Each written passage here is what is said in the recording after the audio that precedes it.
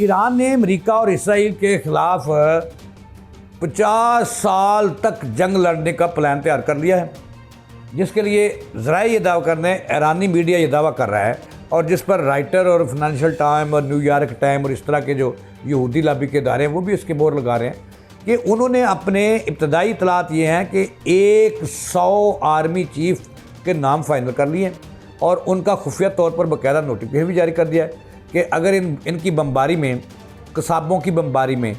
यहूदियों की बमबारी में ईरान का एक आर्मी चीफ शहीद होता था तो उसकी जगह दूसरा आ जाएगा, ऑटोमेटिकली आ जाएगा, फिर तीसरा, फिर चौथा, फिर पाँचवा, इस तरह उन्होंने ये कर लिया। और जो ये भी ज़रा ये बता रहे हैं ईरान के कि इसी तरह उन्होंने, उनकी कौंसिल ने ये फैसला किया है कि खुदा न खास्ता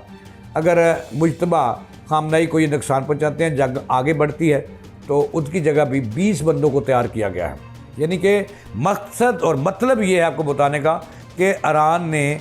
अमेरिका के ख़िलाफ़, ईरान पूरी तरह डट गया है और उसने कहा जी कि मैं पीछे नहीं हटना, और जब तक मैं इसराइल को तबाह ना कर लूँ और ट्रंप जो है वो तौबा ना कर ले। 50 साल जंग का उन्होंने सामान तैयार कर लिया है, जिसकी बाकायदा तौर पर उन्होंने तैयारियाँ मुकम्मल कर ली हैं।